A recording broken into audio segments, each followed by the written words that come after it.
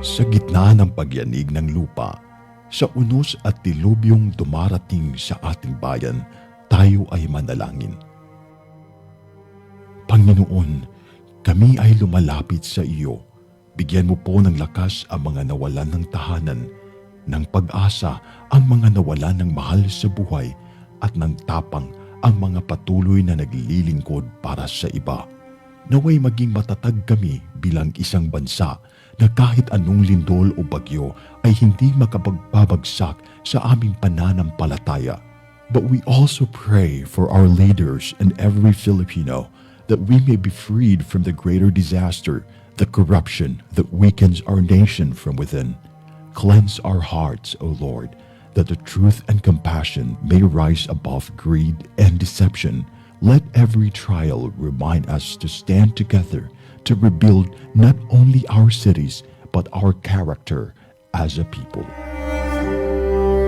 Mula sa Bantay Radio, isang panalangin ng pag-asa, ng pagkakaisa at ng muling pagbangon ng sambayanang Pilipino.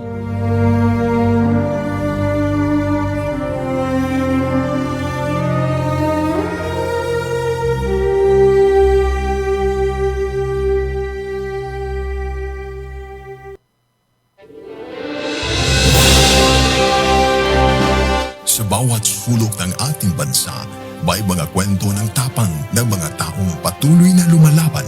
Sa bawat sandali ng kahirapan, may tinig na nananatiling tapat at mga pusong tumutugon sa panawagan ng sambayanan. Ito ang Bantay Radio, nagbabantay sa sambayanang Pilipino.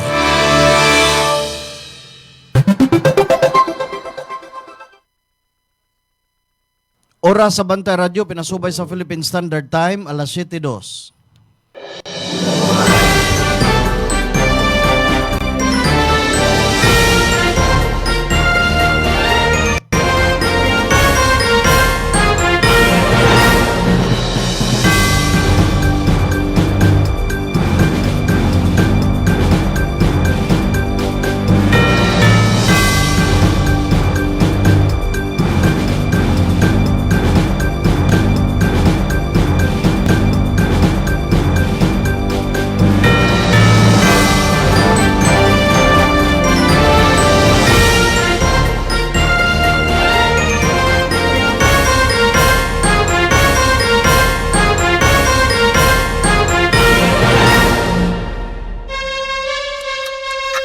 From the heart of Cebu to the rest of the Visayas, Mindanao, and the world, bringing you credible news, public service, and stories that inspire. Ito ang Bantay Radio, nagbabantay sa sambayanang Pilipino. Mapapakinggan sa Bantay Radio Cebu with simulcast on 12 radio stations across Visayas and Mindanao at sa buong mundo sa pamamagitan ng Bantay Radio online streaming. Usa ka oras nga balita, serbisyo ug paglaom. Bantay Balita ngayon. Bantay Balita ngayon.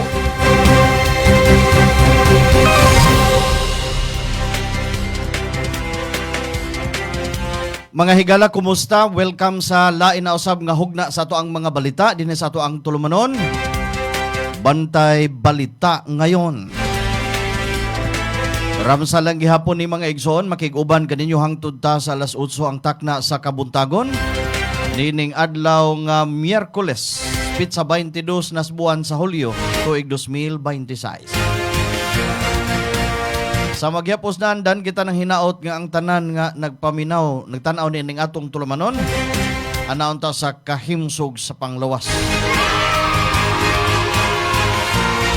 Ubani ko ninyo mga amigag, mga amigo, itong ihatod diha kaninyo mga labing wahing balita dinhi sa ato, sa kauluhan, sa gawas sa nasod, mga balita sa sports, sa showbiz, ug sa labing wahing kahimtang sa lakat sa panahon.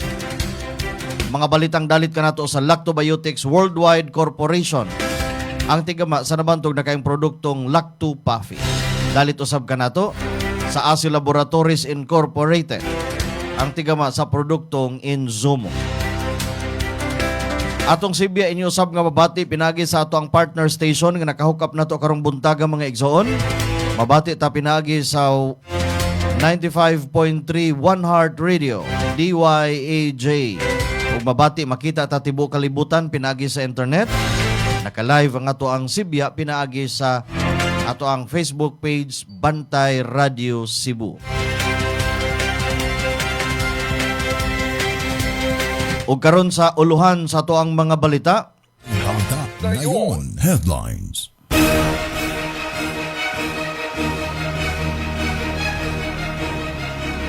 Headlines sa itong mga balita dinhi sa ato. Cebu City hunong na sa paggamit sa SRP, Isip Transfer Station.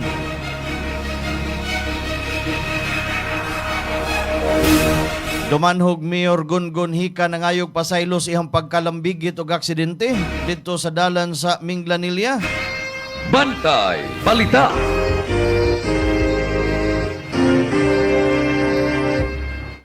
Kadtong administrative officer nga nakit-an patay didto sa BSU Kandihay. Ang suspect nakit-an na, nadakpa na.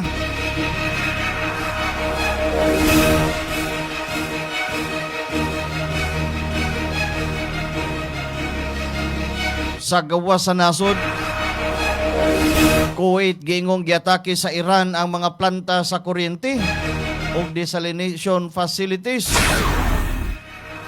Sa showbiz, Baron Geisler gusto ipa-drug rehab sa iyang misis. Sa sports, Jordan Clarkson gipagawas gikan sa eksklusibong club sa New York human sa giingon nga kagubot. Mao kadto ato ang mga headlines. Bantay Balita ngayon. Headline. Detalye sa ato ang mga balita sa ato ang pagbalik human aning pipila ka mga mahinungdanon. Alang sa imong mga manok panabo, ani na ang imong gikinahanglan. Lactovet, 100% organic, 100% probiotic, zero antibiotic, matake, epektibo nga pangontra sa mga sakit-sakit. Garantisado nga ligon og antik ang imong mga manok panabo. Adunay amino acids, niacinamide, riboflavin, vitamin B6, thiamine ug minerales. Nasuwaya na, garantisado alang sa himsog ug kusgan nga manok panabo. Sa Lactovet, sure winner ka. Busa, mag-probiotic, mag-Lactovet. Free-ranging pa lang, gigamitan na naman eh. Mayo ang ilang tubo, ang ilang kondisyon mo to pag-abot dire sa fight na mayo ang ilang ang reflexes, ang lihok silang lawas, dili sila lisod na kondisyon nun.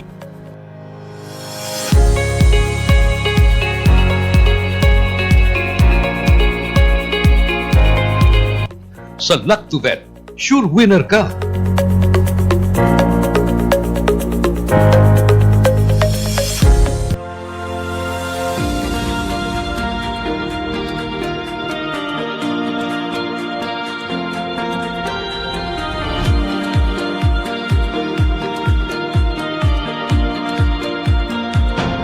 Sobrang epektibo lalo na sa mga pananim at trusted na maraming farmers sa buong bansa.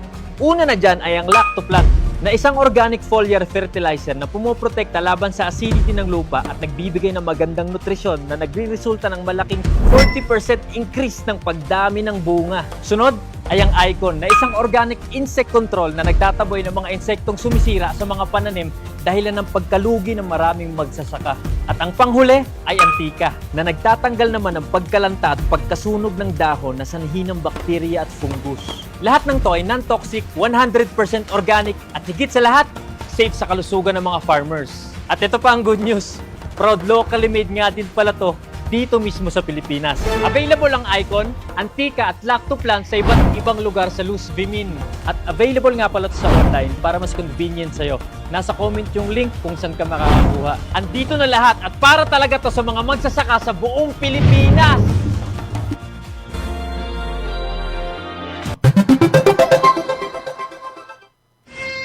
Bantay Balita.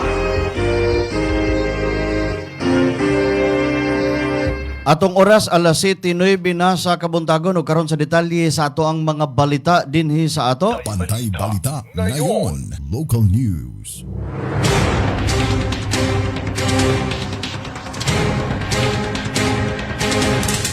4.5 milyones ka pesos nga danyos. Mo'y gimanabana nga kantidad sa kadaot sa sunog nga nahitabo sa Barangay Tisa.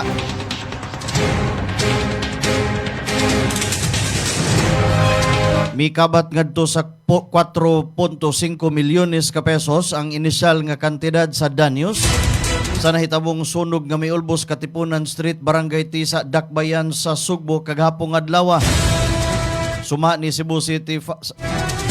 sa Cebu City Fire Office, nadawat ang alarma alas 2:02 sa hapon ug dali nga gidala ang mga fire truck sa Bureau of Fire Protection uban sa mga fire brigade gikan sa nagkadaiyang barangay sa Dakbayan sa Sugbo. Gideklarar ang first alarm alas 2:07 sa hapon o gisaka ngadto sa second alarm alas 2:15 sa hapon tungod sa kakusog sa kalayo. Lakip nga maresponde si Cebu City Fire Marshal Fire Superintendent Tito Purgatorio aron sa pagduma sa operasyon sa pagpalong sa sunog. Base sa inisyal nga investigasyon, ang kalayo giingong nagsugod sa usa ka parking area tupad sa usa ka lugawan ug miabot kini ngadto sa mga establishmento ug sa usa ka building nga adunay gipaabangan nga kwarto ibabaw sa usa ka panaderya. Usa sa mga napiktuhan mao si Merlinda Gadia, usa ka BPO employee nga midali og uli human makadawat og balita nga nasunog ang iyang giabangan. Matud niini, nalamoy sa kalayo ang iyang personal nga gamit, lakip ang 8,000 nga kwarta ug pipila ka mga alahas. Nakontrolar sa mga bumbero ang sunog alas 2:52 sa hapon ug gideklarar nga fire out human sa kapin usa ka oras nga operasyon. Bantay Balita. Alas 7:12 sa kabuntagon, mudawat ag report pinaagi sa tong kauban sa gawas. Labot aning SRP nga di na pwede gamiton isip transfer station kay mga basura kolektahon na ngadto sa matag barangay. Detalye sa balita ipadangat pinagi sa toang kauban Kabantay Ray Alquizar. Kini ang Bantay Radio News Report. Mga kabantay radyo, nakigtigom karon si Mayor Nestor Archival ngadto sa mga kapitan ug representante sa 80 ka barangay sa Dakbayan sa Sugbo gahapon sa adlong Martes, Hulyo 21 niining tuiga. Kini aron ay paibaw kanila nga sugod karong Hulyo 27 adto na sa matag barangay kuhaon sa private hauler ang mga basura ug dili na dalon sa South Road Properties kon SRP. Matod ni Archibald nga kutob na lang karong Hulyo 25 ang ilang paggamit sa SRP. Apan kung may namduman nitong pang Hunyo City, ni-issue ang Department of Environment and Natural Resources kung DENR og cease and desist order batok sa Cebu City Government nga dili na ipagamit ang SRP isip transfer station. Gani, giatagan sila og 90 ka adlaw aron paglimpyo sa maong lugar. Maong isip temporaryong solusyon sa problema sa basura, kini nga sistema mao'y suwayan nga ipatuman ni Archival. Hunungon una ang naandan nga Monday, Wednesday, Friday kon MWF ug Tuesday, Thursday, Saturday kon TTHS nga schedule sa pagpanguha sa basura. Tungod kay matag adlaw na kani ipakolekta sa basura, matag alas 10 na sa gabi. Ang private hauler magpadala og 10-wheeler trucks sa matag barangay nga makakarga og 15 ka toneladang basura o ginahanglan nga ang barangay adunay usa ka designated area kung asa kuhaon sa private hauler ang maong basura. Gihimugatan ni Archival nga ang mga basura nga kolektahon sa private hauler kinahanglang nakasulod sa sako. Gikan sa garbage trucks sa mga barangay, idiretso na kini sa truck sa private hauler ug dili na ang pagpanaog sa mga basura. Apan walay labot niini ang mga barangay sa bukid tungod kay gidasig sila nga mag-composting sama sa pag-schedule og adlaw kung kano sa kuhaon ang mga plastic nga basura. Nanukada sa Heritage City of the South, inyong tingog na nagbantay sa kanginan, Ray Alcuzar, alang sa Bantay Radyo. Bantay Balita.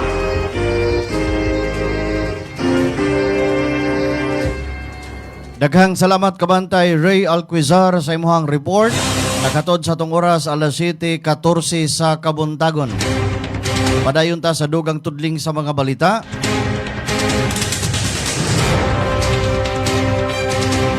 Cordova Local Government Unit mohatag og libreng gasolina alang sa mga trabahanting Cordovahanon.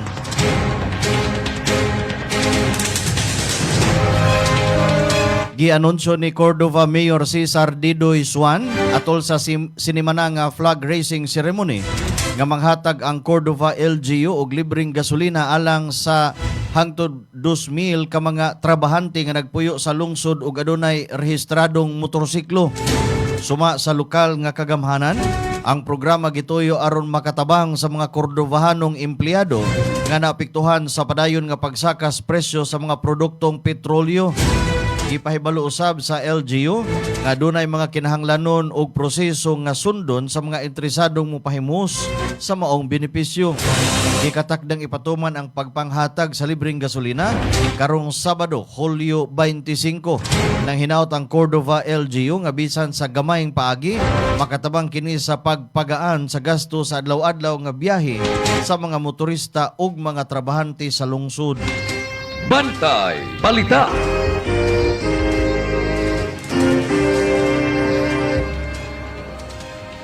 Si Mayor Gungun Hika di ay sa dumanhog ang rider sa motorsiklo nga nalambigit sa aksidente nga nahitabo sa northbound lane sa National Highway Barangay Pakigni, Mingdanilla, Cebu. Basis investigasyon nga mikaylap sa dashcam footage, ang rider sa Ducati motorcycle nga gimaniho ni Mayor Gutrano Gungun Hika. Makita sa dashcam video ang usa ka Toyota Hi-Ace van nga gimaniho ni Vincent Lacunia nga nagmaniobra sa usa ka U-turn slot. Didto nahitabo ang pagbangga sa motorsiklo nga sumapas investigasyon giingong ni counterflow sa lane.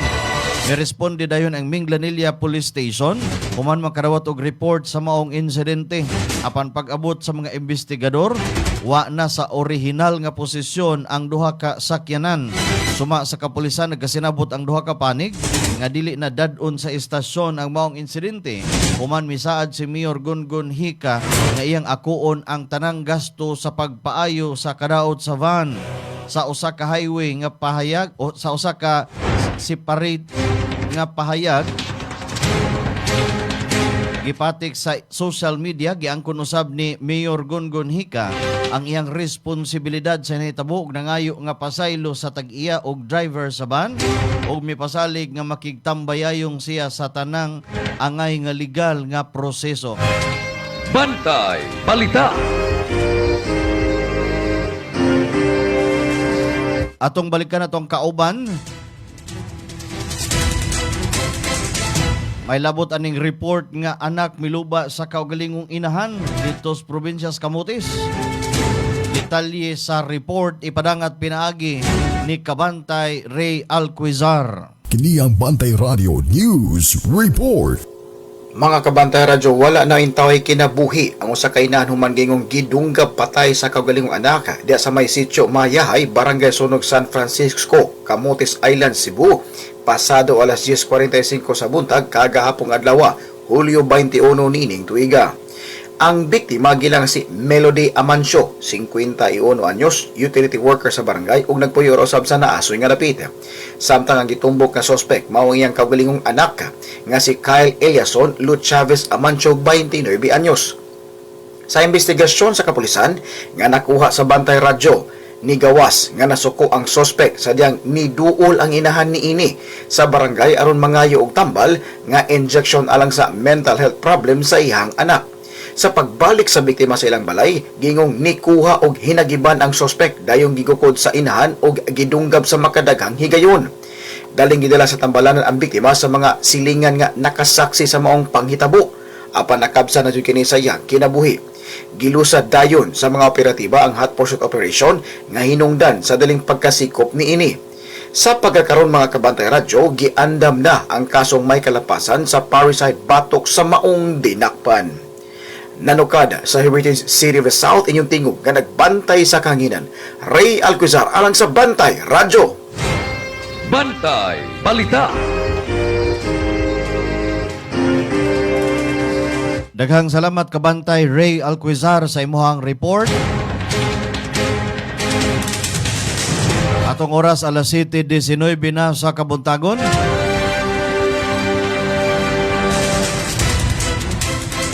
Dili mo ubos sa unom ka mga estudyante sa Juan Pamplona National High School sa lungsod sa Tabuelan, Cebu ang gikustudiya na karon sa mga otoridad human sa lagi ingong nalambigit sa pagpanghulga nga mitumaw pinagi sa usa ka post sa social media.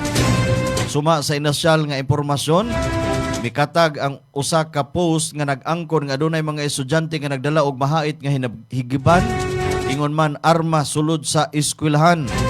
Tungod niini, nakahatag kini og kabalaka sa mga estudyante, mga magtutudlo ug ubang mga personnel sa maong tunghaan.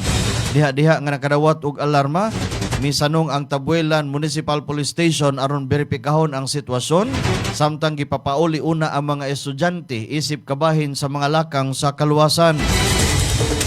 Human sa verification sa mga otoridad, giingong nag-under control ang sitwasyon o gi-activate sa maong eskwelahan ng ilang safety o security protocols aron masiguro ang kaluwasan sa tanang estudyante o kawani.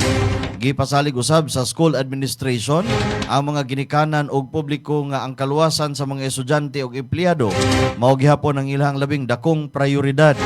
Nakiktambayayong na usab ang eskwelahan sa Philippine National Police o sa Department of Social Welfare and Development alang sa dugang pag-atiman sa maong insidente. Bantay Balita. Misuporta ang ika-17 nga sangguniang panlalawigan sa Sugbo sa pag-awhag sa mga kolehiyo, universidad o ubang educational institution nga magtanyag og mga kurso sa artificial intelligence ug lakip na ang mga AI-related subjects nga ilang kasamtangang academic programs. Ang maong sugyot giduso pinagi sa usa ka resolusyon nga gisangat ni Provincial Board Member Loren Cinco. Suma sa resolusyon, gila sa gobyerno sa probinsya sa Sugbo ang dakong papel sa inobasyon, teknolohikal nga pag-uswag o international nga cooperation aron mapalig-on ang kapasidad sa mga institusyon nga pang-edukasyon ug maandam ang mga estudyante sa nag-uswag nga panginhanglan sa modernong industriya. Ang maong inisyatiba gisundan sa study mission ni Bukal 5 sa Nanning City, Guangxi Province, China niadtong Hunyo 23 ngadto 26 diin ang delegasyon sa probinsya sa Sugbo mibisita sa mga AI-related institutions. Gipadayag usab sa maong opisyal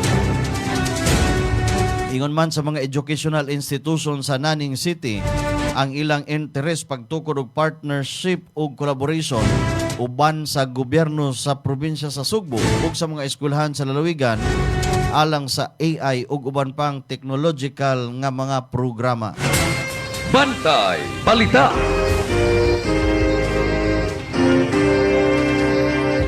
Gidakop sa kapulisan ang usa ka 31 anyos nga lalaki human gipasamanginlang nangawat og bag nga adunay sulod tulo ka cellphone didto sa may Kabyangon Seashore Public Beach sa barangay Kabyangon lungsod sa Pinamungahan. Ang suspect gila sa kapulisan nga si Edmond Manggilimutan Teleron o litaw og residente sa sitio na Bunturan, barangay Kawasan, lungsod sa Aluginsan. Ang biktima mao ang tulo ka batan-ong lalaki nga taga-barangay Bunga, Dakbayan sa Toledo nga naligo sa baybayon sa dihang ilang gibitay ang ilang belt bag sa usa ka bakhaw. Suma sa investigasyon, gigamit sa suspitsado ang higayon nga walay nagbantay og ingong gidala ang bag nga dunay sulod tulo ka cellphone nga nagkabaton og ginabanabanang kinatibuk ang kantidad nga 33,000. Suma sa insidente, midagan ang suspitsado paingon sa Kabyangon Elementary School apan gigukod siya sa mga biktima uban sa pipila ka mga concerned bystanders hangtod nga nadakpan og gitugyan sa miresponde nga mga pulis. Nabawi sa mga otoridad ang tanang giingong gikawat nga mga cellphone ug nauli kini sa ilahang mga tag-iya. Ang suspitsado ana karon sa kustodiya sa Pinamungahan Police Station. Bantay Balita. Alas 7:24 sa Kabundagon, usa ka vintage bomb o unexploded ordnance ang nakitaan atol sa usa ka road construction project sa Purok Riverside, Barangay Kantauan, City of Naga. Suma sa City of Naga Police Station, Nadawat ang report alas 5 sa hapon human personal nga mitawag ang usa ka concerned citizen aron na ipahibalo nga adunay gidudahang exclusive device nga nakubkuban sa mga trabahante. Base sa report, ang maong bomba na recover alas 4:30 sa hapon. Diha dayong mitubag ang kapulisan aron masiguro ang kaluwasan sa mga residente o sa mga trabahante sa lugar. Human sa recovery operations, gi-koordinar sa duty desk officer ang maong insidente ngadto sa CECU sa lungsod sa Karkar alang sa hustong pagduma og disposisyon sa na-recover nga unexploded ordnance. Padayon pa ang investigasyon sa kapulisan samtang giduso-usab sa mga otoridad ang pahimangno ngadto sa publiko nga dili dayon hilabtan ang mga gidudahang bomba ug ipahibalo dayon kini sa kapulisan o sa ubang otoridad aron malikayan ang posibleng peligro. Bantay Balita.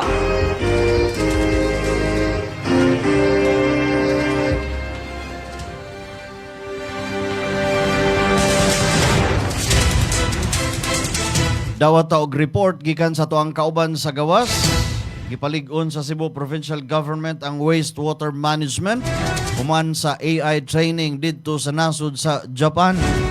Detalye sa maong balita ipadangat pinaagi ni Kabantay Ray Pasaporte. Kini ang Bantay Radio News Report.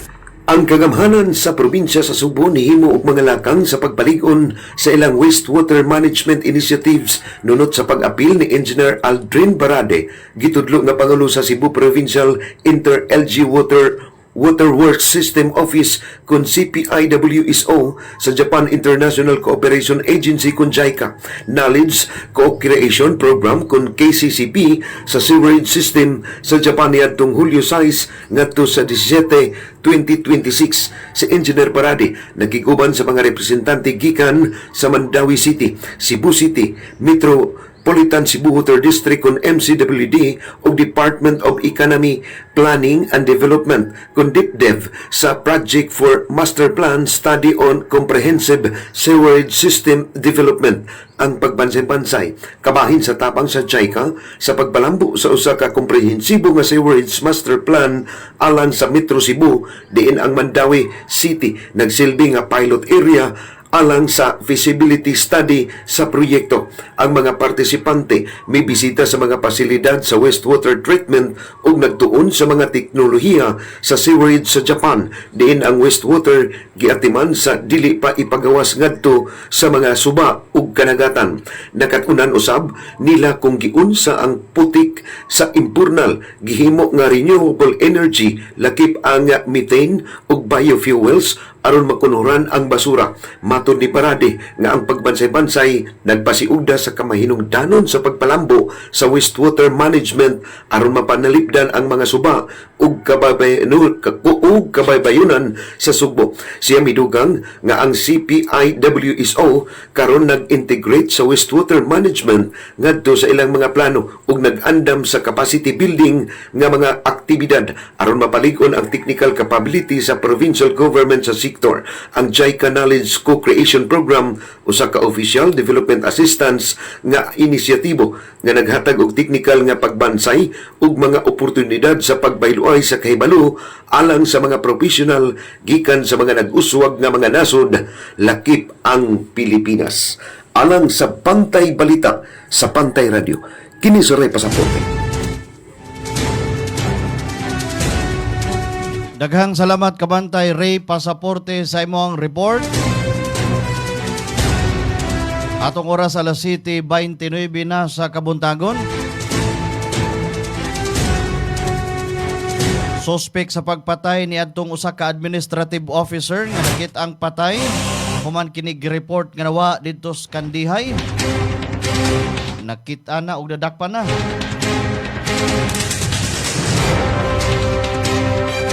Nasikop sa Kandihay Police Station ang 18 anyos nga first year college student nga gitumbok maoy hinungdan sa kamatayon sa administrative officer sa Bohol Island State University Kandihay Campus nga si Dexter Dex Timbal Hinayon.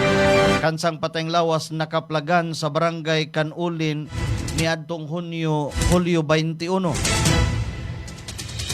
Suma pa sa kapulisan, pinaagi ni Police Major Joseph Lupina ang hepe sa Police Community Affairs and Development Unit. Ingon man siya usab ang Public Information Officer sa Bohol Provincial Police Office. Ang suspect giila nga si JC Riquez, residente sa Purok 1, Barangay Canulin, nga dakpan pipila ka oras human nakaplagan ang patayng lawas sa biktima. Matud pa ni Lupina nga nadakpan ang suspect atol sa usa ka hot pursuit operation didto sa lungsod sa Kandihay. Gingong miangkon ang suspect nga may kalambigitan siya sa krimen. Karon ana-ana kini sa kustodiya sa Kandihay Municipal Police Station. Samtang gikumpletos kapulisan ang mga dokumento ug ebidensya aron mapasakaan kini og tukmang kaso. Base sa investigasyon, nahitabo ang krimen pasado alas 10 sa gabi niadtong Hulyo 19. Human magkita ang suspect ug ang biktima sa usa ka ngit-ngit nga lugar dapit dito sa Purok 3, Barangay Canulin. Giingong ang suspetsado nangayo og 2,000 ka pesos ngadto sa biktima apan usa ka libo lamang ang gihatag hangtod nga misangpot kini sa panaglalis. Giingong gituok sa suspect ang biktima o gibunalan kini og kahoy sa wa pagapusa. Gigapos niini ang mga kamot og tiil. Ingon man dughan gamit ang usa ka tape o gisulod sa usa ka sako sa abono. Giklaro ni Lupina nga sukuhay sa unang mga report, kompleto ug wa tadtara ang lawas sa biktima sa dihang nakaplagan kini. Ang suspect ug ang biktima matud pa adunay personal nga relasyon suma sa investigasyon sa kapulisan. Gisusi usab sa kapulisan ang posibilidad nga premeditated ang krimen tungod sa aligasyon nga daan ng giandam sa suspect ang pipila ka mga gamit sa krimen.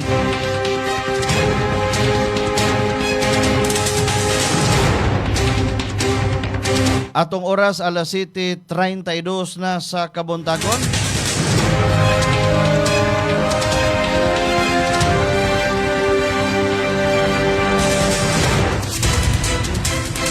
Gimando ni Philippine National Police Chief Police General Jose Mariano Nartatis Jr. ang tanang police unit sa Mindanao nga pakusgo ng ilahang pagpangandam alang sa umabot nga Bangsamoro Autonomous Region in Muslim Mindanao elections nga ipahigayon sa buwan sa Setyembre. Suma sa PNP, ang direktiba gitumong aron masiguro ang malinawon, hapsay ug luwas nga pagpahigayon sa eleksyon tibok rehiyon sa Bangsamoro. Lakip sa mga pagpangandam ang pagpalig-on sa seguridad, pagmonitor sa mga posibleng election-related threats o pakikoordinar sa ubang ahensya aron masiguro ang kalinaw o kahapsay sa adlaw sa piniliay. Nagpadayon ang PNP sa pag-awhag sa publiko nga makigtambayayong sa mga otoridad aron mapadayon ang malinahon o kredibilidad sa ipahigayon nga BRMM election. Bantay Balita. State of calamity gideklarar sa Negros Oriental. Sayran nato ang kumpletong detalye pinagi sa to ang kauban.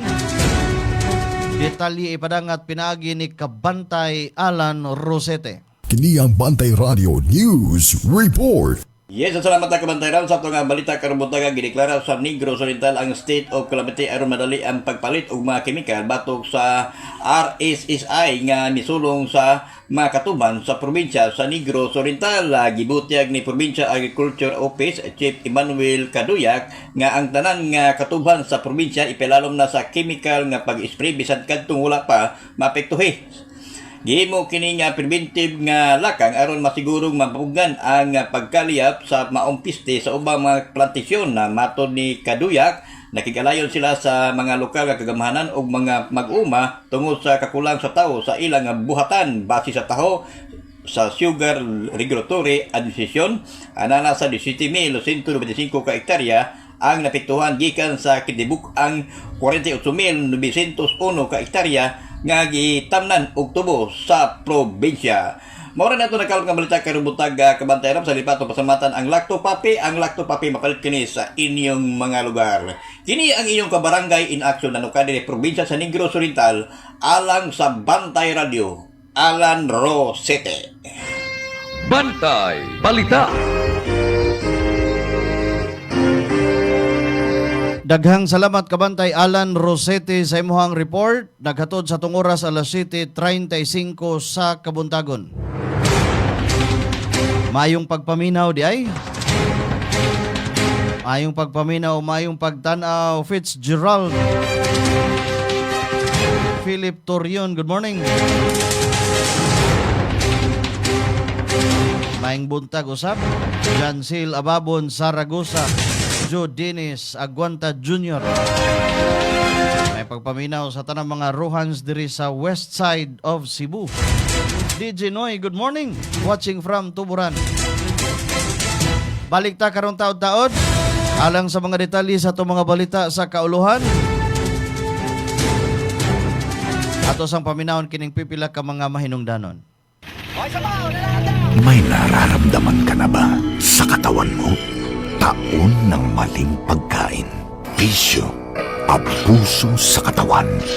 Ito ang kailangan mo. Lactopafi, isang lactobacillus food supplement gawa sa natural at piling-piling sangkap. May vitamins at minerals at maraming buhay na good bacteria. Pampalakas ng resistensya. Mag-Lactopafi araw-araw. Natural ang galing. I'm Jim. So I've been a Lactopafi user ever since January 2022. It was during the time when Omicron variant was a bit rampant here in Cebu. So as you can all remember, natuling time grabe, nahukdan ko kung palit po paracetamol ang mga tao sa kada pharmacy. Isod na po pangitang tambal. So I ended up deciding to try Lactopafi.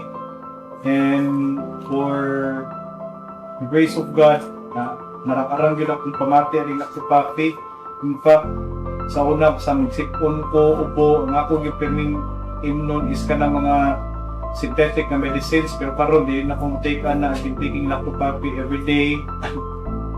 In a day, makahurot ko o 90 ml tungod kay I will take Lactopafi right after every breakfast, lunch, and dinner. So sa kadahuman ako kaon, take kong 30 ml nga Lactopafi, most likely after an hour sa pagkaon para nindot ang digestion sa tiyan. So one of the benefits ko na pa ng Lactopafi is that mapafeel ko pirmi nga kung tiyan kalma. Wala na ko ka-remember nga kanang magkalibanga ko, like sa una, kalibanga is like in a day, makalibang po, let's say, 5, 6, gabi dyan akong sakit sa tiyan karon dili na, kalmada akong tiyan, nga, kung na ko'y mga ubosipon, maging akong perming nun, kanina lang yun akong misaligan. And hopefully, this company will still be here in the long run like this.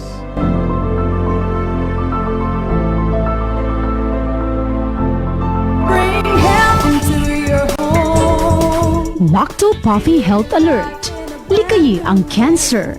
Ang lactobacilli adunay anti-cancer activity nga mohulong sa pagtubo sa mga cancer-promoting bacteria. Napamatud-an nga ang Lactopafi Health Drink adunay live lactobacilli strains. Ang pag-inom og Lactopafi Health Drink matag adlaw moprotektar kanimo sa mga cancer activity nga mahimong nagtubo sa kalawasan. Inom og Lactopafi and bring health into your home. Health into your home. Sa mga higayon nga magkuyog ang tibok pamilya sa mga special occasion o yano lang nga pagpangaon, adtua ang Maximus Buffet. Eat all you can kada adlaw alang sa paniudto ug panihapon. Tilawi ang lamian nilang mga pagkaon sama sa unlimited humba, unlimited lechon manok, unlimited lechon kawali, unlimited baka, unlimited seafood, unlimited fresh talaba, unlimited kinilaw ug uban pang sobra pa sa 20 kalain-laing putahe. Unlimited lechon baboy kada Sabado ug Domingo. Maximus Buffet. Lami nga pagkaon sa makatarunganon nga presyo. Ang Maximus Buffet nahimutang sa Salis Drive, Cebu City, duol sa USP Lahog Campus. Hinumdumi Maximus Buffet.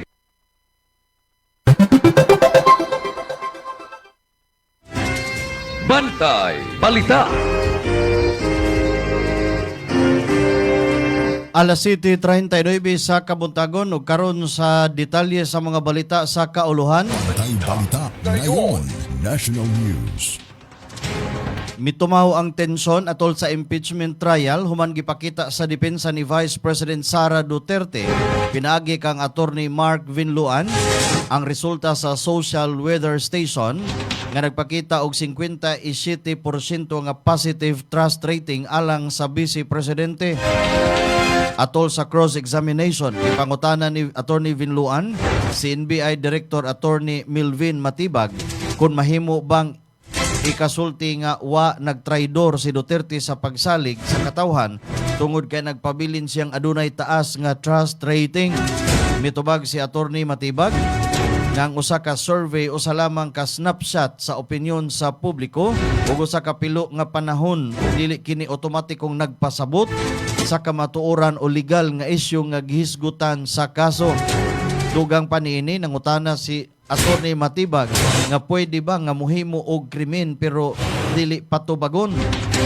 Ang maong pamahayag iyang gigamit aron ibutyag nga ang popularidad o taas nga trust rating sa usa ka opisyal dili basihanan sa pagtino kung aduna o walay legal nga responsibilidad ug nga ang mga isyu kinahanglang husayon pinaagi sa legal nga proseso.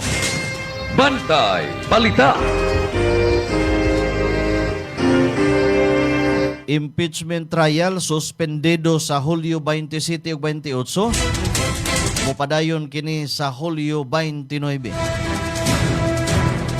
Gi-anunsyo ni Senate President ug Presiding Officer Francis Chis Escudero nga wala impeachment trial batok kang Vice President Sara Duterte sa Lunes, Hulyo 27 aron hatagan og dalan ang State of the Nation Address ni Presidente Ferdinand Bongbong Marcos Jr. Wala usab gi-schedule nga pagdungog sa Martes, Hulyo 28 aron mahatagan og higayon ang mga kalihukan nga may kalabutan sa kontrasona sa minoriya. Mopadayon ang impeachment trial sa adlawng Biyerkules, Hulyo 29. Diin ipatuman usab ang bagong schedule sa pagdungog gikan sa alas 10 sa buntag hamtud alas 3 sa hapon. Ang maong bagong schedule kabahin sa padayon nga impeachment proceedings sa Senado. Bantay Balita. Atol sa impeachment trial kaghapong adlaw gitagsatagsa ni NBI Director Attorney Milvin Matibag ang 5 ka mga basihan nga matud niya gigamit sa National Bureau of Investigation ang pag-umol og task force aron imbestigahon ang giingong hulga ni Vice President Sara Duterte batok kang President Bongbong Marcos Jr. Suma kang Matibag, mao kini ang mga konsiderasyon nga ilang gisubay pag-assess sa maong kaso, pattern of violence, gravity o seriousness sa insidente, identity o identifying characteristic sa mga nalambigit, kapasidad sa subject nga mohimo sa giingong hulga, motibo ug intensyon sa personalidad nga giimbestigahan. Matud ni NBI Director, kini nga mga elemento mo ay kabahin sa ilang standard assessment pagtino kung ang usa ka report nga hulga nagkinahanglan og mas lawom nga investigasyon pinaagi sa usa ka espesyal nga task force. Ang maong testimonya kabahin sa nagpadayon nga impeachment proceedings sa Senado ang mga aligasyon ebidensya nga gihisgutan sa hearing padayon pang giusisa ug wa pay pinal nga hukom sa kaso. Bantay Balita. Alas 7:44 sa kabuntagon, gikumpirmar sa Malacañang nga gihatagan og travel authority si Vice President Sara Duterte aron makagawas sa Pilipinas gikan sa Hulyo 16 hangtod Hulyo 31. Suma kang Palace Press Officer Claire Castro, ang opisyal nga itinerary sa Vice Presidente naglakip sa nasod sa Qatar, Germany, United Kingdom, Northern Ireland ug the Netherlands. Samtang nagpadayon ang ikawalong adlaw sa impeachment trial, giingon sa depensa ni Duterte nga ang Vice Presidente anaa karon sa The Hague, Netherlands. Bantay Balita.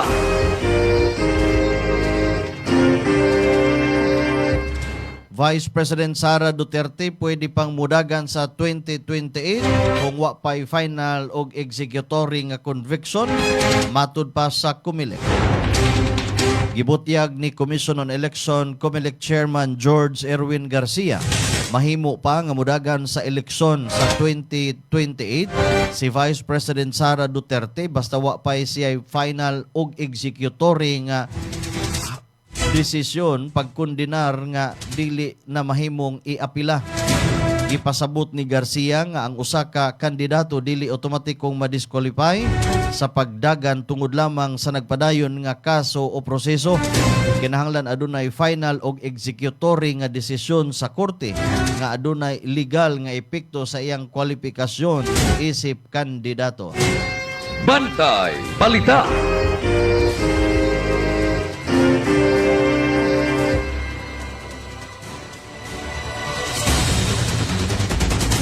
Atong oras alas 7:45 na sa kabuntagon. Gipatawag ni Presidente Ferdinand Bongbong Marcos Jr. sa Malacañang si Chinese Ambassador to the Philippines Jing Quan human sa pinakabagong insidente sa Ayungin Shoal sa West Philippine Sea. Suma ni Palace Press Officer Claire Castro, kabahin kini sa mga lakang sa gobyerno aron hisgutan ang nahitabong komprontasyon tali sa mga puwersa sa Pilipinas ug China sa maong kontrobersyal nga katubigan. Ang maong kalihukan misunod human gipatawag usab sa gobyerno sa China si Philippine Ambassador to China Jaime Adriano Flor Cruz aron ipahayag ang ilahang protesta sa giingon nilang deliberate provocation o giingong pag-atake batok sa mga personnel sa Chinese Coast Guard atol sa insidente ni adtong Lunes. Padayon nga nagkalain ang oposisyon sa Pilipinas ug China bahin sa mga pag-angkon sa pipila kabahin sa West Philippine Sea. Lakip ang Ayungin Shoal nga mao'y usa sa mga sentro sa tensyon tali sa duha ka nasud. Bantay Balita. May pahayag si kanhi House Speaker Martin Romualdez nga andam siyang muatubang sa tanang reklamong gisangat bato kaniya sa Office of the Ombudsman. Kini may kalabutan sa isyu sa mga flood control projects suma sa ihang abogado nga si Attorney Adi Fajardo. Matod ni Attorney Fajardo, walay igo nga ebidensya aron suportahan ang mga aligasyon batok sa ihang kliyente og nagpakita sila og pagsalig nga motubag ang tanang mga akusasyon pinaagi sa hustong proseso sa balaod.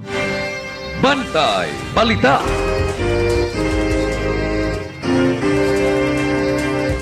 Gikumpirmar sa Philippine National Police nga dunay ipahigayon nga kalihukan ang Iglesia ni Cristo sa umabot nga Hulyo 27 nga maoy adlaw usab sa State of the Nation Address ni President Bongbong Marcos Jr. Apan suma sa PNP, wala pa matino ang insaktong lugar diin ipahigayon ang maong kalihukan. Dugang pa sa kapulisan, ang mga grupo sa magpahigayon og rally o demonstration dool sa venue sa pahigayonan sa zona. Pagatugutan lamang kining dunay balidong permit o rally subay sa balaod o lokal nga mga ordinansa. Bantay Balita. Gianunsyo sa Department of National Defense ubos sa otoridad ni Presidente Ferdinand Marcos Jr.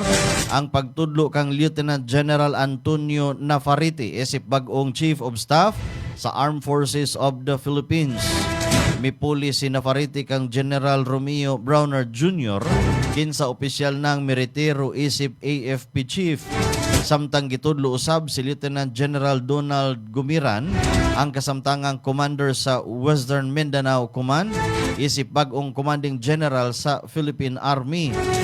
Ang maong mga pagtudlo kabahin sa nagpadayon nga pagbalhin sa liderato sa Armed Forces of the Philippines aron mapadayon ang mga operasyon ug mandato sa nasud. Bantay Balita. O alas 7:49, Karon sa detalye sa atong mga balita sa gawa sa nasod. Bantay Balita ngayon. World News. Gipahibalo sa gobyerno sa Kuwait nga giingong giatake sa Iran ang pipila ka mga power plants o water desalination facilities sa nasud nga miresulta sa sunog sa ubang pasilidad. Sa pahayag sa Kuwait Ministry of Electricity, Water and Renewable Energy nga gipatik sa X, giingon nga ang maong mga pagpangatake mauna ang ikaupat nga sunod-sunod nga adlaw nga giingong gihimo batok sa pasilidad sa nasud. Samtang nagpadayon usab ang panagsangka sa rehiyon, suma sa mga report ana-ana sa ikanapu kaadlaw ang padayon nga airstrike sa Estados Unidos batok sa Iran, samtang gingong mitubag ang Tiran pinaagi sa pagtarget sa mga critical infrastructure sa Kuwait, Bahrain, Jordan, Iraq ug sa Qatar. Bantay Balita.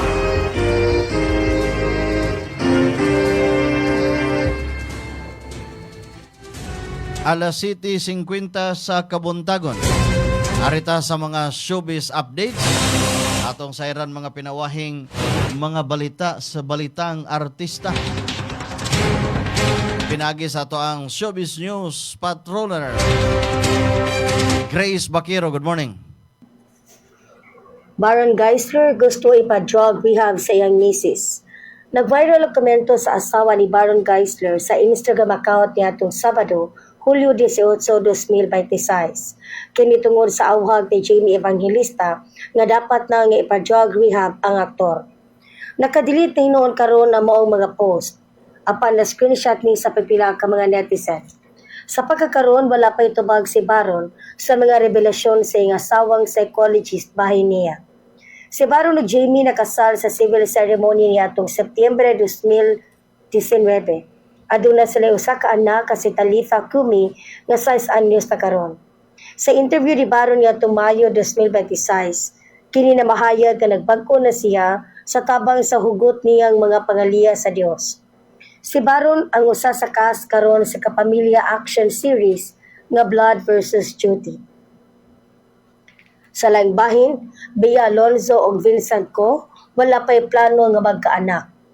Gianunsyo ni Boy Abunda nga duha ka adlaw human sa kasal, balik trabaho na dayon si Bea Alonzo sa taping sa iyang bag-ong GMA series nga Whispers from Heaven. Matod sa TV host sa iyang programa nga Fast Talk with Boy Abunda nga nagkaistorya sila ni Vincent Co ug iyang nasayran nga wala sila plano ni Bea nga mag-honeymoon sa pagkakaroon. Si Bea mag-39 na karong Oktubre ug daghan sa mga netizen ang nabalaka kay basin dili na sila makakita pa sa ilang liwat. Apan ang aktres na mahayag na mas prioridad niya ang iyang career ug dili niya ni basta mataliktan sa ingon ni Ana kasayon. Ug para sa fans ni Jennie sa Blackpink nag-soft launch kuno sa uyab. Sa Instagram story niya tug Sabado, ang Blackpink member nga si Jennie nag-post nga may kauban nga lalaki nga nisandig siya sa abagan niini. Apan iyang gitabunan ang naw sa lalaki og white heart. Ang K-pop star una na nga naling kaniadto nilang G-Dragon sa Big Bang ug 5 sa BTS. Apan pareho niya ning wala ang kuna. Si Jennie kikatagtang mo pagawa sa iyang kantang Ruby, the complete collection alang sa debut album's first anniversary. Si Jennie kinsa nilusad sa iyang solo career sa miyagi tuig sa album nga Ruby, mabati isab sa mga kantang Like Jennie, Handlebars, ug Love Hangover. Ug mao kana ang naglangkob sa atong showbiz news karong adlaw. At ang iamastakan pang mas makalingaw nga showbiz news diri sa Bantay Balita ngayon. Kini ang inyong Bantay Showbiz Patroller, Grace Bakiro. Maayong buntag. Back to you, Ramsa. Daghan kayong salamat, Grace Bakiro, sa imuhang mga showbiz news. Arita sa balita sa sports, sabay saya pa paugnat sa kusog.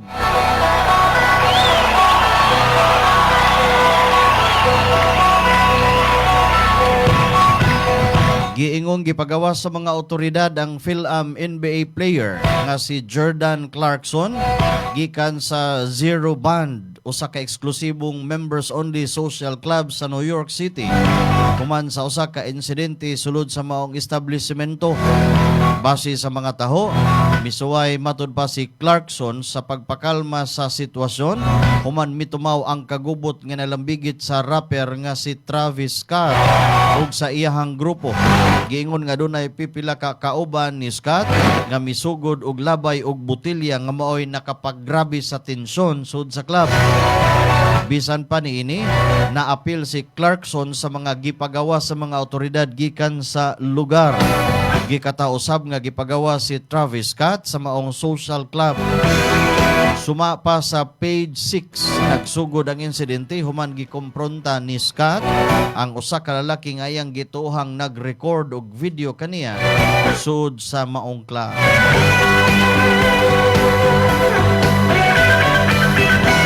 Alas 7:55 sa kabuntagon, arita sa kahimtang sa panahon. Padayon nga gimonitor karon ang low pressure area kon LPA nga gilauman nga mahimong bagyo ug pagatawgon nga Quiapo kon malig-on kini sud sa Philippine Area of Responsibilities kon PAR.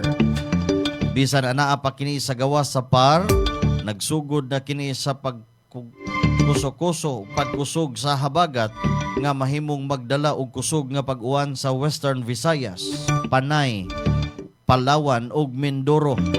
Base sa kasamtangang forecast model, posible nga mopadung ang maong weather system paingon sa Cagayan, Babuyan area nga dunay posibilidad nga moigo karong Sabado.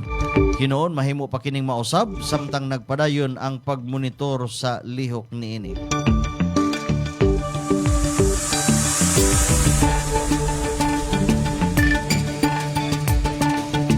Mao ang naglangkob sa ato ang mga balita karong adlaw dinhis atong tulumanon. Bantay Balita. Maayong buntag, Julius Gonzaga Kadungog.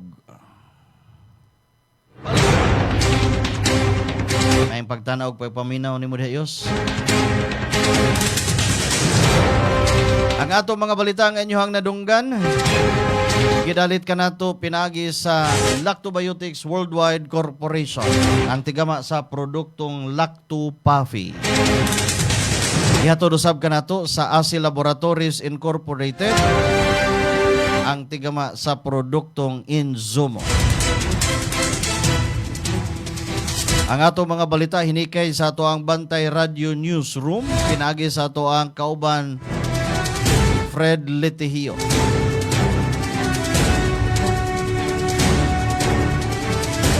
Atong pasalamatan na to mga kaubang reporter sa gawas, may padangat silang mga report karong buntaga. Kabantay Ray Pasaporte, Kabantay Ray Alquizar, Kabantay Alan Rosete. Ato ang Showbiz News reporter Grace Consihal Baquero.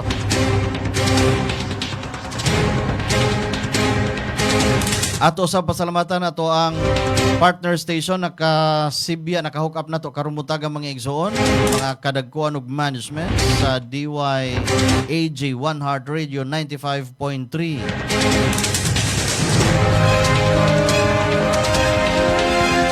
Sangan sa kinatibuk ang Puwersas Bantay Radio Cebu, ang uluhan sa ato ang General Manager ato ang CEO Engineer Gigi Sanchez, inabagan ni Atty. Miko Sabaliero. Akong technical partner din sa tuang Masters Control, Kenon Sinisa. At ang imusunod ang programang Newsline, uban ni Sir June Carrillo. Kinilang gihapon yung ubos nga lagad sa kahanginan, ramsa lang gihapon mga kahigalaan. Manamilit pinagis pag-ingon, daghan kayong salamat sa inyong pagpaminaw, maing buntag kanatong tanan. Ito ang Bantay Radio, nagbabantay sa sambayanang Pilipino. Mapapakinggan sa Bantay Radio Cebu with simulcast on 12 radio stations across Visayas and Mindanao at sa buong mundo sa pamamagitan ng Bantay Radio online streaming. Ito ang Bantay Radio, nagbabantay sa sambayanang Pilipino.